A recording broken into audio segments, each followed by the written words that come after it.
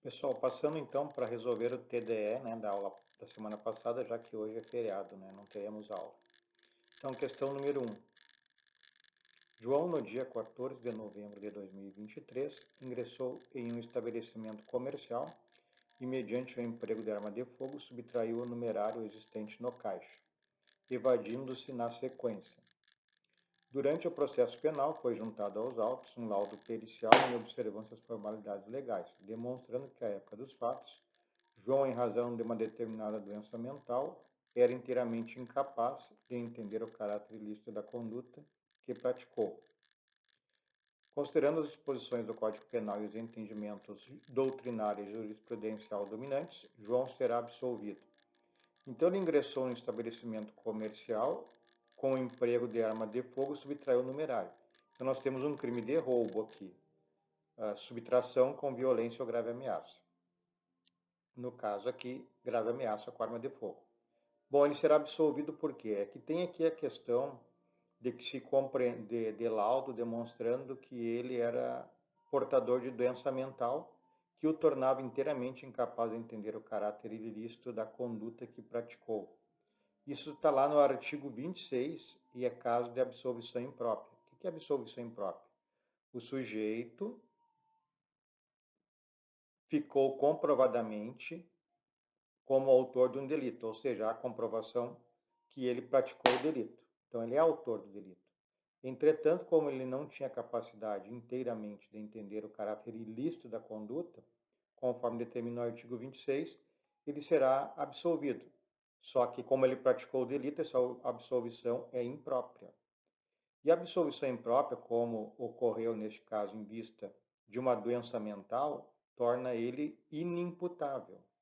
A doença mental o torna inimputável, então acaba por excluir a culpabilidade. Então a resposta adequada é: será absolvido impropriamente, absolvição imprópria, porque é comprovado que ele praticou o delito, mas ele é absolvido, então absolvição imprópria, em razão da inimputabilidade penal do acusado, que é um excludente de culpabilidade. Então, a número 1, resposta letra A. Número 2. Quanto ao concurso de pessoas, de acordo com o Código Penal brasileiro e suas disposições, analise a questão e marque a alternativa correta. Arthur combina com José de furtar uma residência. Acho que seria melhor furtar em uma residência, né? Mas o exercício fala numa residência. José ficaria no carro esperando, enquanto Arthur arrombaria a casa. Porém, Arthur, então José fica no carro e o Arthur arrombaria a casa. Porém, Arthur, ao ingressar na casa, encontra uma mulher e a estupra, fugindo depois com seus pertences. José responderá pelo crime. Então, o José ficou no carro. O Arthur ingressou na casa e, além de praticar o delito, né, de subtração, ele ainda estuprou a mulher. Bom, o combinado foi a prática da subtração. Seria furto qualificado em tese, ou furto, depende se ingressou arrombando a porta. Aqui diz que arrombou a porta, então é furto qualificado por rompimento de obstáculo. Artigo 155 do Código Penal. Bom, mas e fica a questão do crime de estupro. Os dois respondem. José responderá só por furto ou só por estupro. Vamos ver o artigo do Código Penal. Então, o crime combinado por ambos, pela dupla, foi o previsto no artigo 155, parágrafo 4º, inciso 1, que diz o seguinte: a pena de reclusão é de 2 a 8 anos de multa se o crime é cometido, inciso 1, com destruição ou rompimento de obstáculo para a subtração da coisa. Então, essa foi a combinação. Entretanto, quando o réu Arthur, quando o Arthur ingressou na casa, ele foi além do que havia sido combinado. Ele ainda estuprou uma pessoa que estava lá presente. Neste caso, então, nós temos que ir para o artigo 29. Diz assim: 29 é o concurso de pessoas, né? Quem de qualquer modo concorre para o crime incide nas penas a este combinadas, na medida de sua culpabilidade. Parágrafo 2º do 29. Se algum dos concorrentes quis participar de crime menos grave, Se algum dos concorrentes quis participar de crime menos grave. É o caso do José, ele queria participar do furto. Não houve combinação para estupro.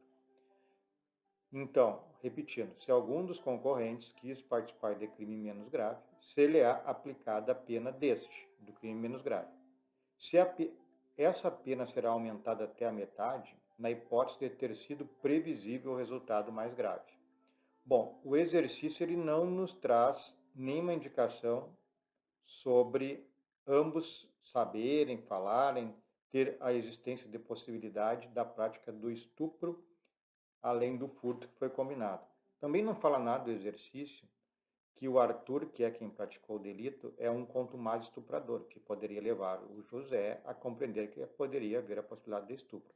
Então, em tese, o José só tem interesse em participar do crime menos grave, o furto, e não tinha condições de saber, segundo o exercício, de que haveria um estupro. Então, o José responde pelo quê? Furto e estupro em concurso material, ou seja, somar as penas dos dois. O José não, porque, como eu já expliquei, não havia interesse e nem possibilidade do José de saber que haveria um estupro, apenas a combinação do furto. B. Furto e estupro, como autor do furto e partícipe do estupro. Ele não é partícipe do estupro justamente pelo parágrafo 2º que eu li. Ele só tinha interesse em participar do furto e ele não tinha condições, segundo o exercício, de saber que o Arthur praticaria um estupro.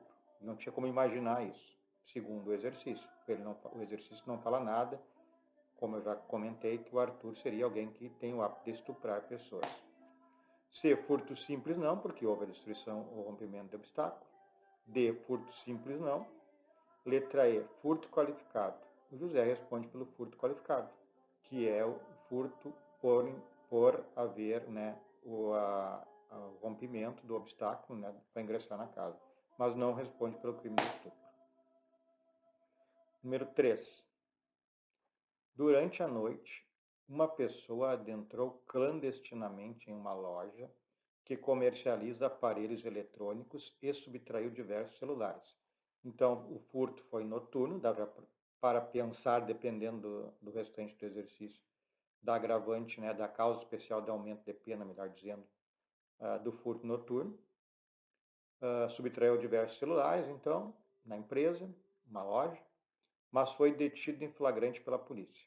A partir dessa situação hipotética, assinale a opção correta em relação à causa de aumento de pena, no caso do furto noturno, à luz do entendimento consolidado pelo Superior Tribunal de Justiça. Letra A.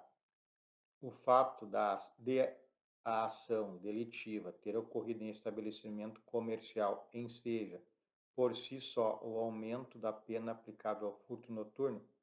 Não, tá errado isso aqui, pessoal. Não é porque é numa loja que vai ter furto noturno. Pode ser numa casa. Não é só porque a loja tem que ter furto noturno.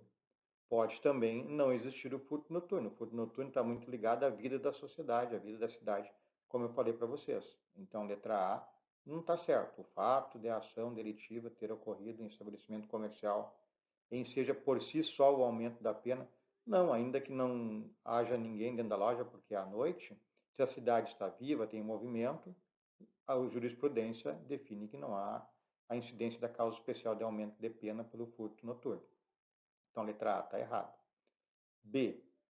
A presença de outra pessoa dentro do estabelecimento comercial no momento da ação delituosa seria causa de aumento de pena relativa ao furto noturno?